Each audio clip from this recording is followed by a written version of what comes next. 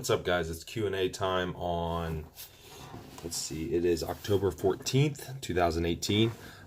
Open Q&A today, Facebook and Instagram. All kinds of good questions, I think. Not really sure. I haven't really looked at them yet, so we'll see. Let's start on Instagram and see what we have. So, okay. First question is what to do with anxiety for food. And I asked for a little more context on this. So specifically, anxiety around food in fear of binge eating primarily. That's what it sounds like they're asking about. So what do you do in a situation like that?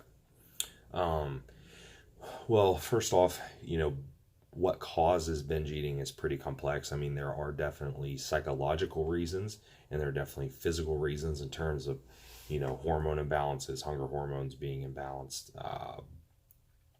variety of things in that regard. So if that's the issue, then obviously that needs to be addressed. I don't know that. It's not really a lot I can comment on about that. But as far as being in the situation, I mean, best thing to do is remove yourself from the situation. That's really the best thing you can probably do is just try to get out of the situation, at least for a short-term fix. I mean, obviously that's not fixing the whole issue, but it is gonna like probably at least save you from that episode. But beyond that, obviously you're gonna need to find the real reason. Now, there are some things you can do. There are some things that you can do when an episode's about to happen or you feel it's about to happen to kind of refocus your mind and redirect your thought process.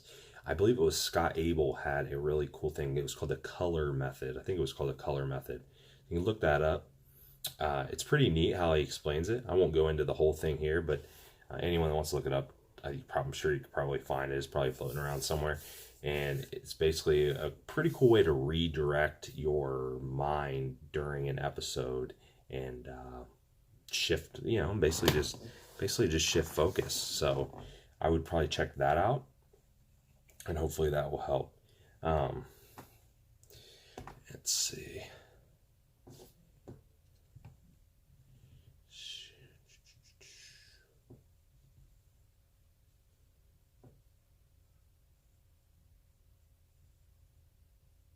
All right. Relationship between free test and total test for a natural athlete. Low total test, but high percentage of that, about 35%, is free test.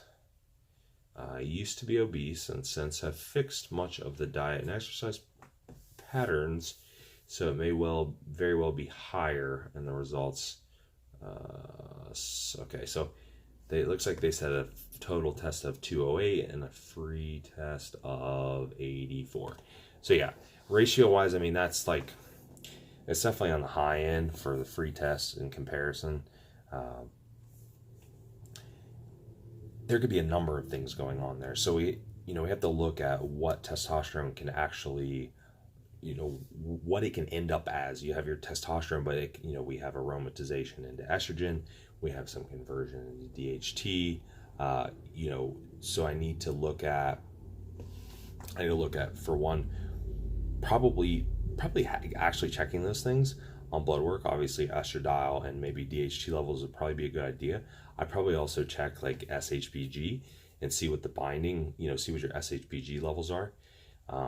If you have pretty high total test, then you may have pretty low SHBG.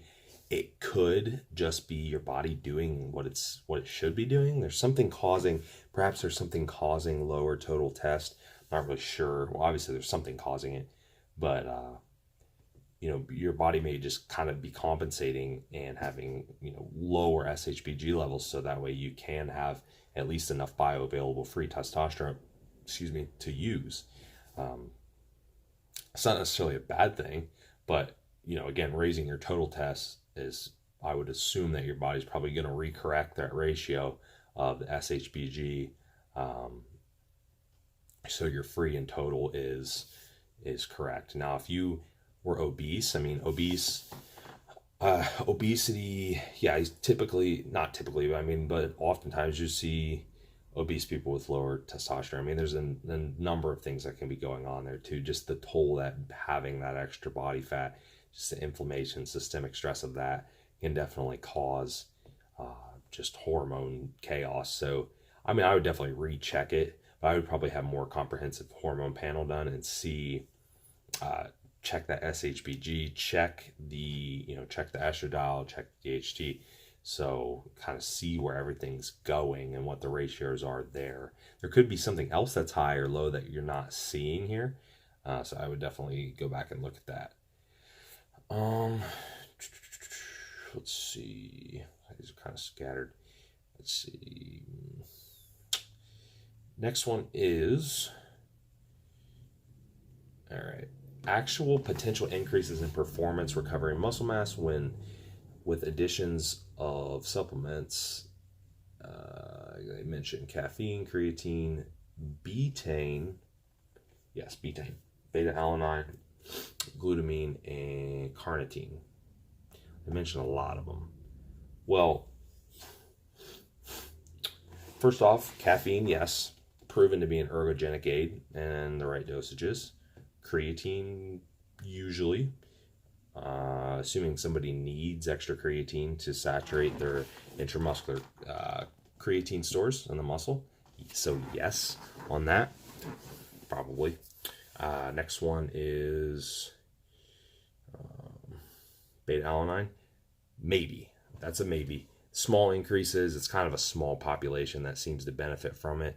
More of like endurance situations. Could it be potentially useful for bodybuilders? I think so, depending on your training. So maybe. Glutamine, no, not really for muscle, though it does have a lot of digestive properties. Carnitine, no, not really. Some people might get some cognitive benefit from it from oral ingestion. Probably not. I mean, the bioavailability is really low. It's not very good. Injectables better, even though a lot of people say they might not even get anything from the injectable. It's kind of hearsay. It seems like the results are pretty shaky.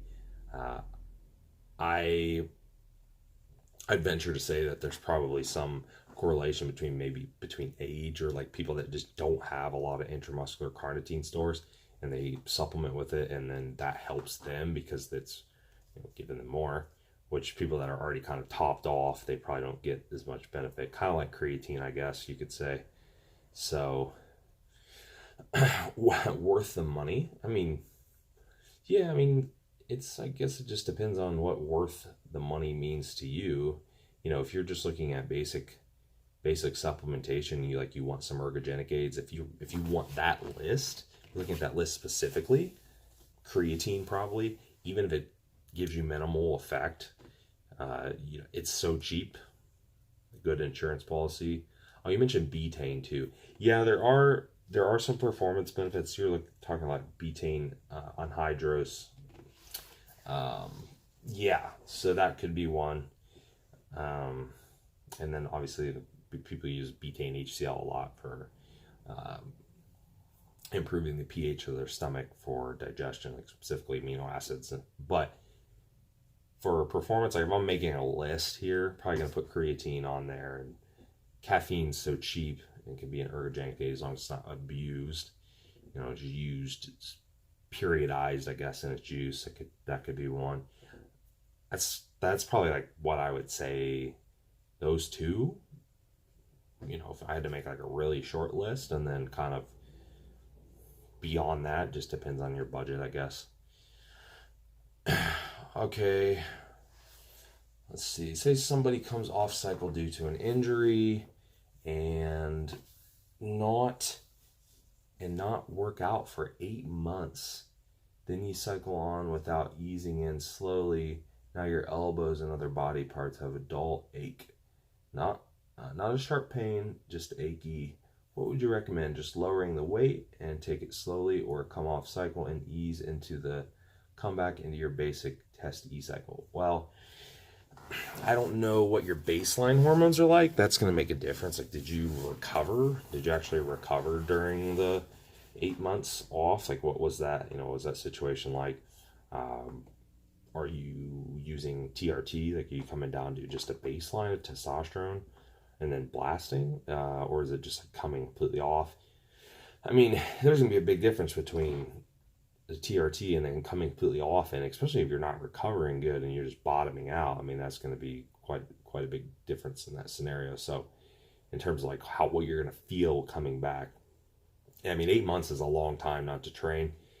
You're gonna lose tissue and you're gonna lose strength. And yeah, I mean, if you're coming right back into it and you're blasting your hormones to the moon, I mean, you're gonna regain tissue pretty quick. You're going to get stronger really quick, or at least regain the strength. Is it? I mean, it could potentially, I suppose, it could potentially be dangerous to your joints, just for the simple fact that, or your muscles and the protein turnover is going to be way quicker than what your tendons and ligaments and all that's going to keep up with, because you're throwing your hormones up so high and then going right into the training. So and even little things like how much synovial fluid your body's producing. I mean, it could be downregulated just because you're not using your joints for heavy weight training. I mean, so there's a lot to consider. They're going to have a lot of inflammation for sure. Your body's not really used to dealing with that, for 8 months. So, I mean, I don't know if the cycle, like that part's hard for me to answer because I don't know like what your baseline is and if you're coming on and off and what the situation is there. So it's hard to kind of give you any kind of details on that. But in terms of just easing back into it, yeah, I mean, it's probably a good idea. I'd probably really make sure that, that you're having really quality contractions in the muscle, within your sets when you're training. You're just maybe using rep ranges that aren't super heavy, at least as you ease back into it. I think you're still going to gain. I mean, because at this point you're going to be gaining back a lot of just tissue that you lost. You're probably not going to really overshoot what you had previously, at least not that quickly. Most people aren't. So it's in most stimulation and most, muscle tissue breakdown. I mean, that's all going to help you regain that tissue back pretty easily. So I don't really see any reason to like completely kill yourself in that regard, in terms of like ruining your joint integrity. So it's kind of my take on that. Next one, I'm gonna roll over to Facebook. Wait, I did miss one, didn't I? Dang it. Shame on me.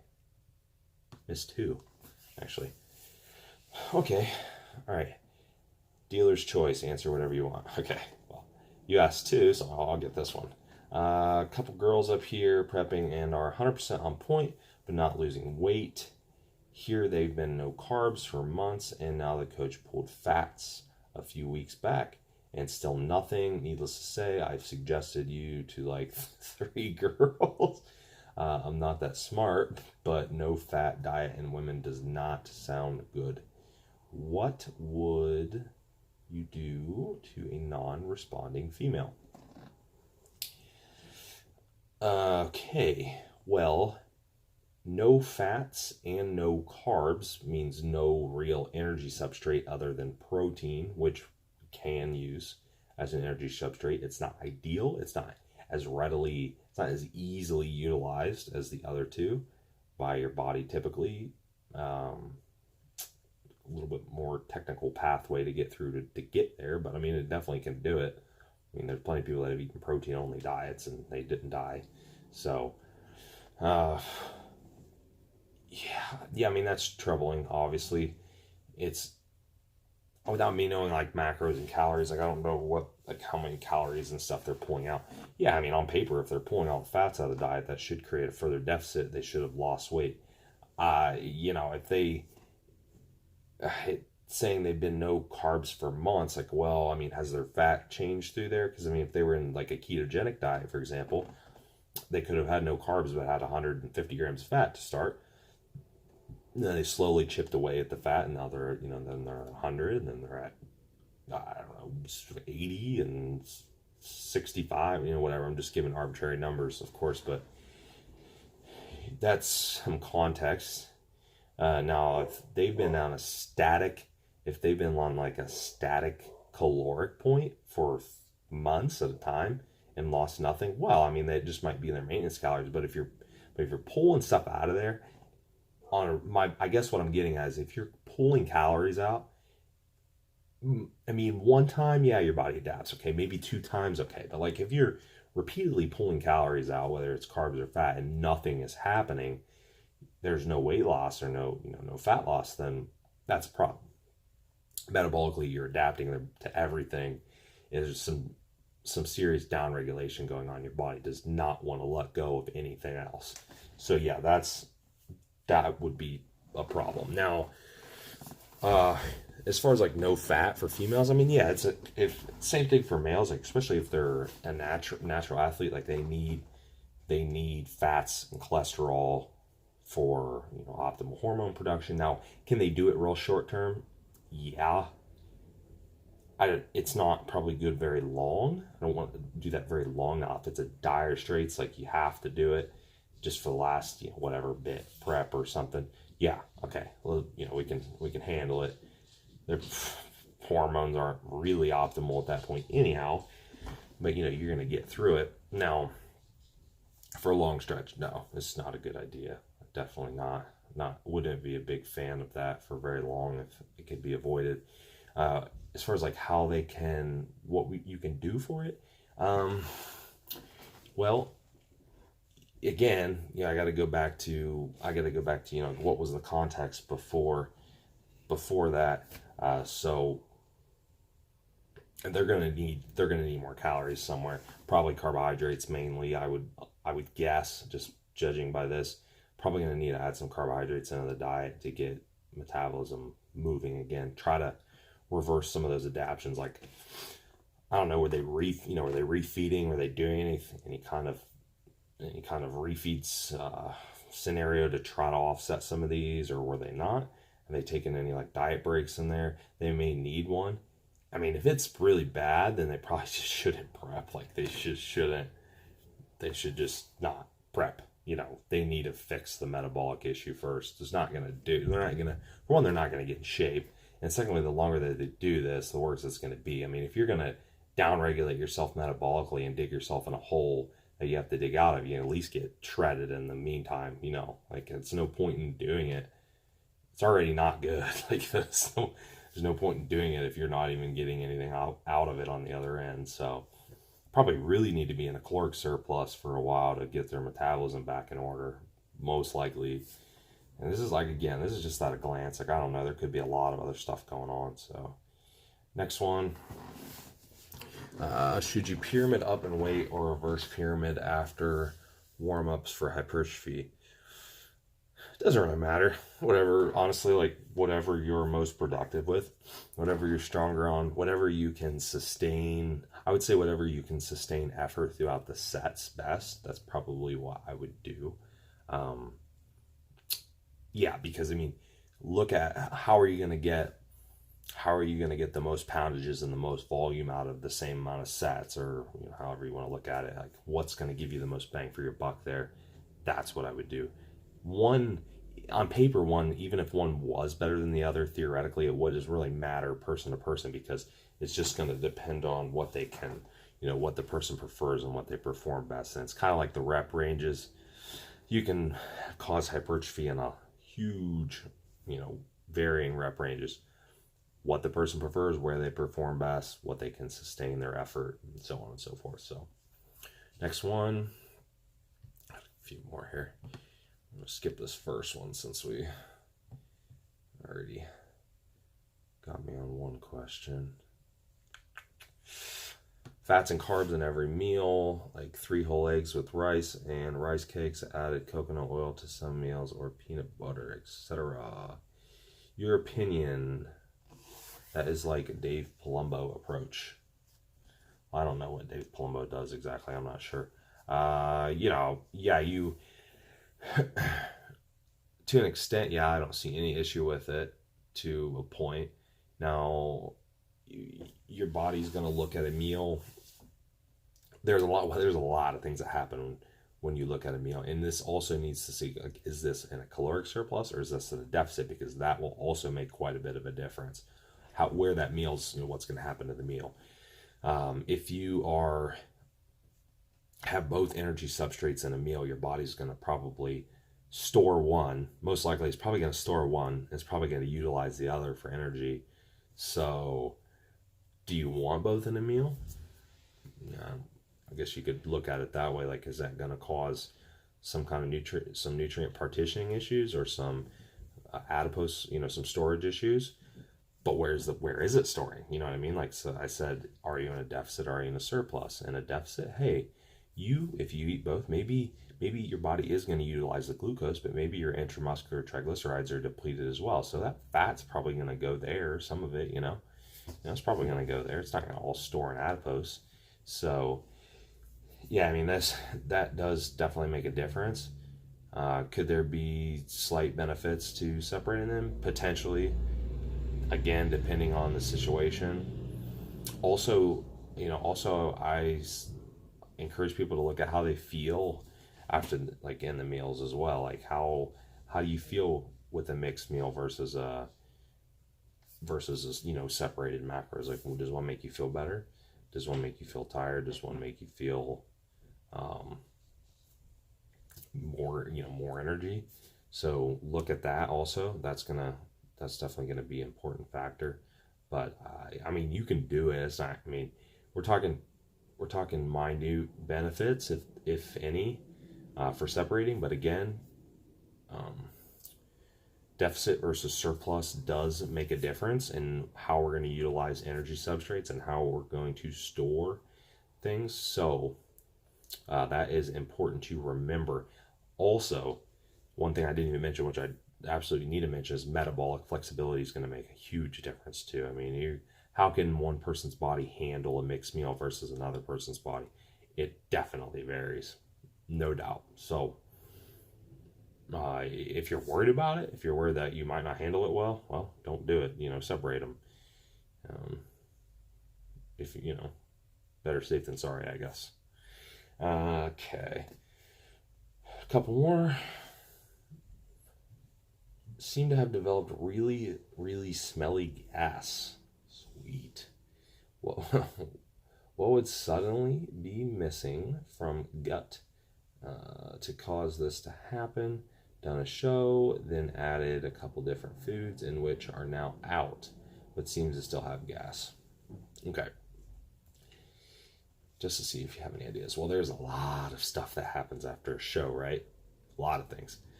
Probably your caloric environment changes a lot. Probably your mood changes, maybe your training changes, maybe the amount of stress in your body changes.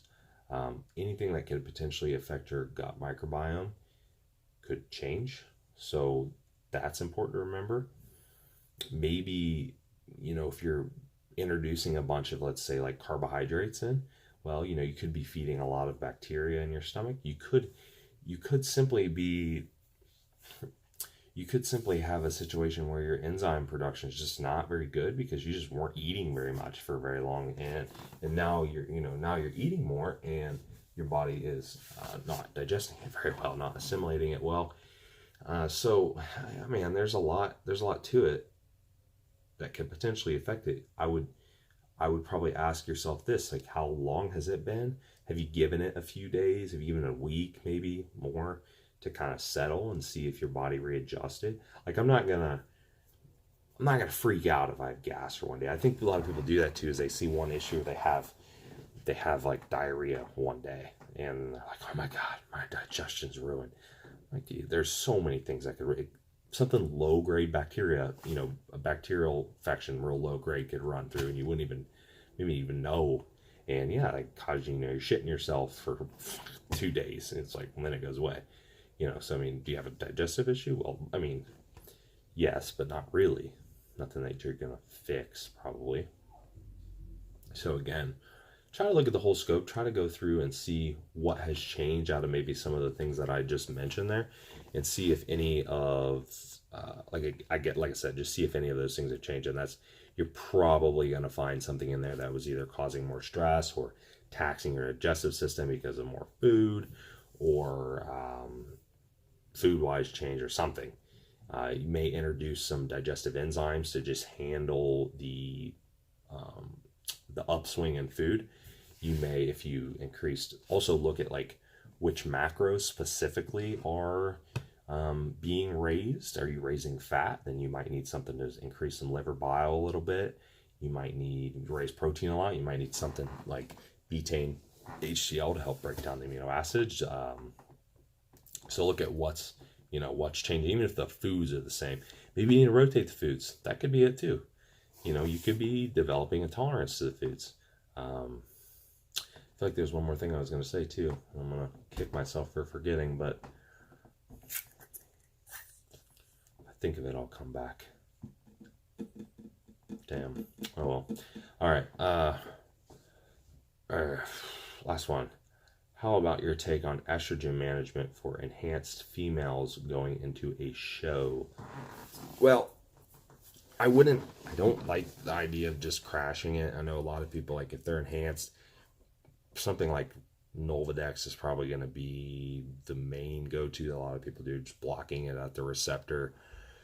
That's, if you're going to do something, that's probably going to be it right there. I don't really see going much past that. I mean, yeah, people do the harsher routes like the AIs and stuff for females, but it's so hard to recover from, and you're asking for problems. Like, you're asking to, I'm being just extreme, but I mean, you're pushing someone into menopause potentially early doing these things, when they might already be in a hormonally downregulated state.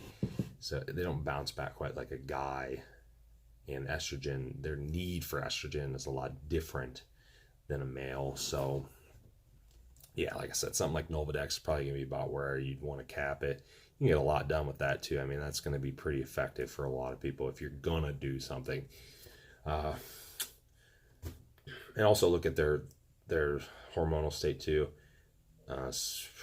Where if somebody like that has some hormonal issues to begin with, somebody like has PCOS, for example, be careful with that. You might want to know their baseline to begin with, because they might have totally different hormonal makeup.